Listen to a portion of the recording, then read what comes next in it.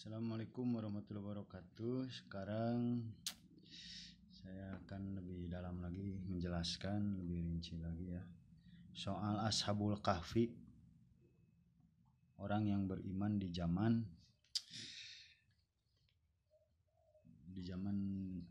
raja yang kafir itu ya. Nih Raja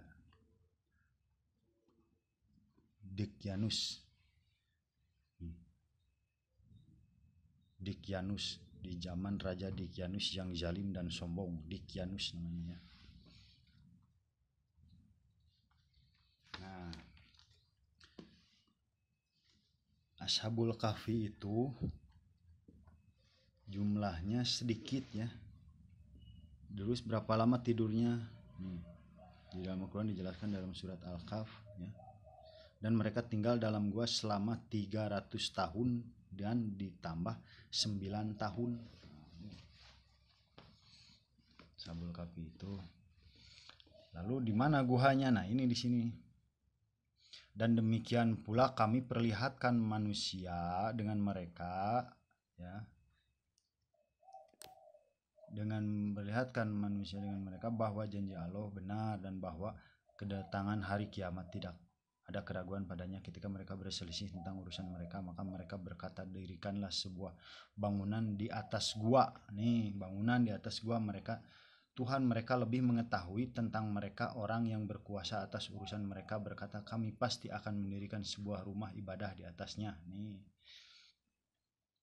Jadi guha yang dipakai tidur Ashabul Kahfi, anak muda itu, di atasnya ada tempat ibadah. Nah, nanti ada orang yang akan mengatakan jumlah mereka 3 orang.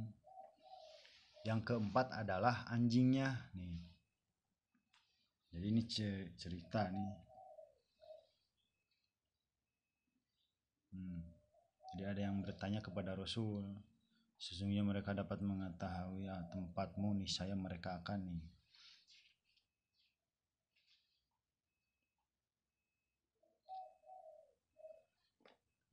Dan demikianlah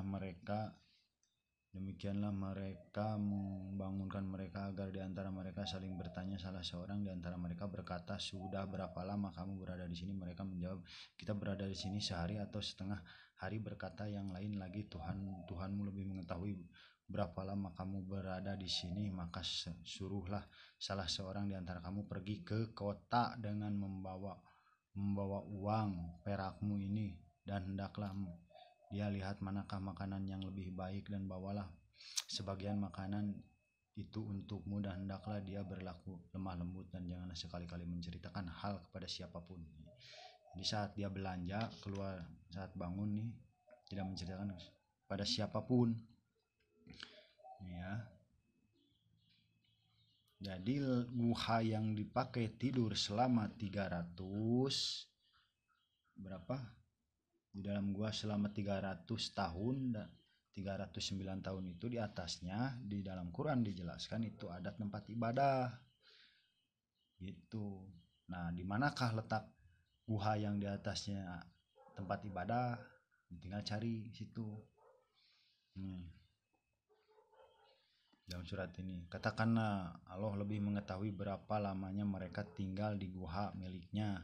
Semua yang bersembunyi di langit dan di bumi alangkah terang penglihatannya dan alangkah tajam pendengarannya. Tidak ada seorang pelindung pun bagi mereka selain dia, dan dia tidak mengambil seorang pun menjadi sekutunya dalam menetapkan keputusan. Nah, jadi jelas jumlah mereka itu apa? 3 orang. Yang keempat adalah anjingnya, dan yang lainnya mengatakan jumlah mereka 5 orang. Yang keenam adalah anjingnya sebagai terkaan terhadap yang gaib, dan yang lainnya lagi mengatakan jumlah mereka 7 orang.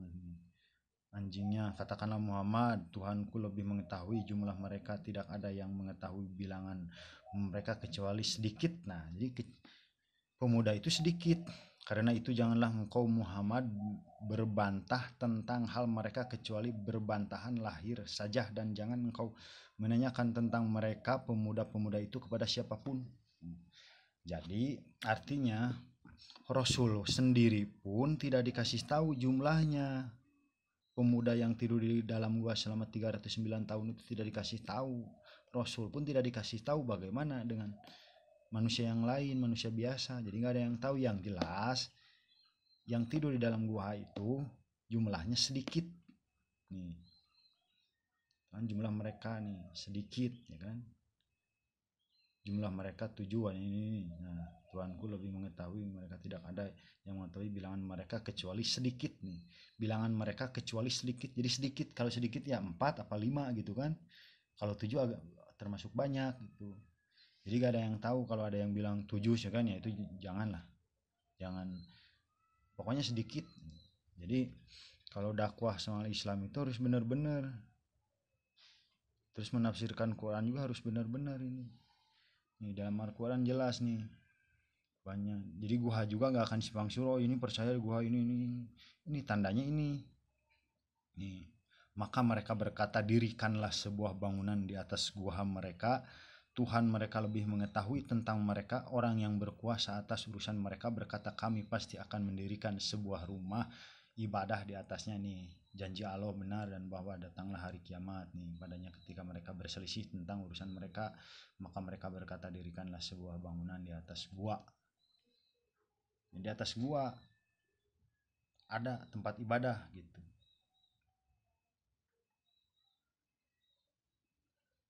Nah, di negara mana gua Ashabul Kahfi yang di atasnya tempat beribadah, musola. Nah itu tempatnya.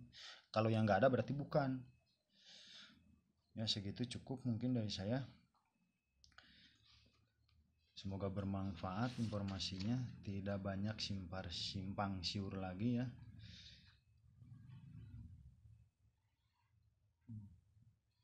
Itu intinya, dan ini banyak lagi nih penjelasannya nih nanti di bagian video berikutnya ya tentang ini.